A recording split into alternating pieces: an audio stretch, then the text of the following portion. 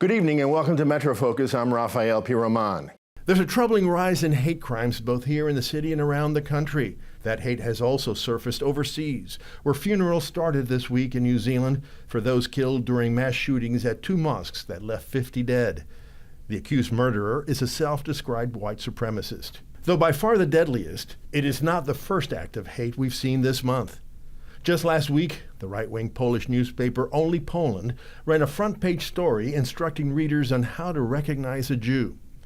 And back here in Brooklyn, the NYPD is investigating after this subway poster of Supreme Court Justice Ruth Bader Ginsburg was vandalized with a swastika, an expletive, and the words, "Die Jew." As of March 10th, 86 hate crimes were reported in the city, a 62% spike over the same time period last year. Police say a majority of those crimes were anti-Semitic in nature. And for a closer look at what's driving the hate, Jack Ford recently caught up with Jonathan Weissman, deputy Washington editor for the New York Times and author of Semitism, Being Jewish in America in the Age of Trump. Jack started the conversation by asking Mr. Weissman about the significance of the book's title and the parentheses that surround it. During the 2016 campaign, and I was on Twitter, as I often am, and I sent something out onto Twitter, and I got a reply back from somebody calling himself Cyber Trump, and all it was it just said, "Hello, Weissman," but my name, Weissman, was in 3 parentheses, just like that.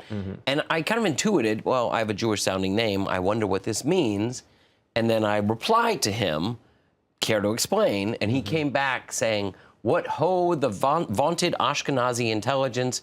It's a dog whistle. I have belled the cat for my fellow Goyim." And what it is those 3 parentheses were used to mark Jews on social media.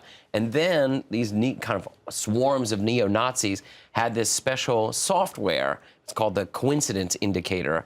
And they could download it and search for the targets that were belled to go after. So those actually signify who was targeted online.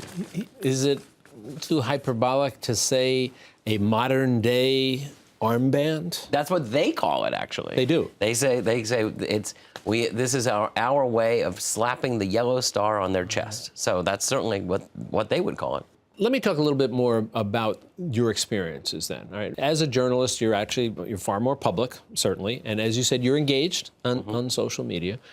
What did you find then that you were being subjected to?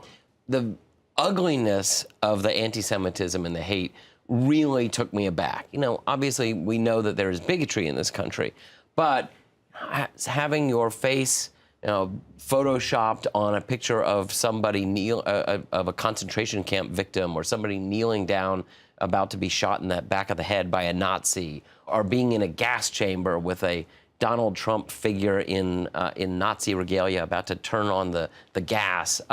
It just went on and on and on. There was one guy who sent me an image of the very famous gates of Auschwitz, but instead of saying "work makes you free" in German, it said "Machen America Great Again." And this weird motif of the Holocaust, persecution of the Jews, and Trumpism just kept recurring over and over. And it took me so aback that I really tried to send it out into the world and show what was really out there. Would you characterize what you were doing as in a way fighting back, pushing back, or were you just trying to illuminate this? You know, I think I would say I was pushing back.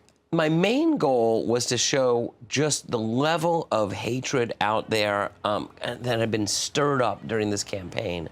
And I will admit, in some ways, I was playing into the kind of neo-Nazi trap here, because look, I have a lot more followers on Twitter or on Facebook than they do. And so by sending it out, I was somewhat amplifying their message. And so I did it in bursts, but didn't do it in a sustained way.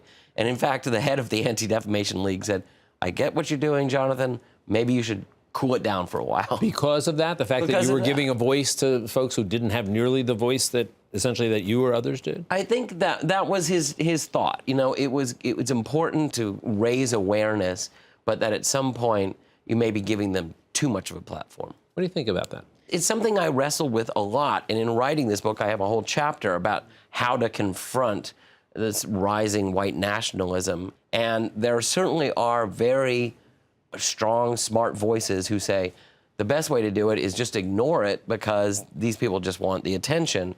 But I remember talking to a rabbi in Washington who said, you know, you have to look to the Torah, to the religious books, and it says when the Jew finds injustice, the Jew must stand up to injustice. So, you know, if you look to our own teachings, you come away with thinking we do have to fight back. We shouldn't just put our heads in the sand and hope it all goes away. So what is it that you wanted to do with this book? What are you hoping will come from it? You know, I wanted to send out a wake-up call because I just feel like there hasn't been a loud enough response to this rising bigotry. And I think that Jews and Muslims and Latinos and immigrants and all of these people all these groups that have been targeted in the last couple of years really need to speak together. And this isn't a question of deciding who's got it worse. It's really a question of unifying around this notion of democratic pluralism, that we're all in this together, and the United States is not a white homeland, and we have to stand up for that. Again, it's called Semitism, Being Jewish in America in the Age of Trump. Jonathan, it's a marvelous and compelling and very provocative work here, and we appreciate you spending some time with us. Thank you for having me. You do well.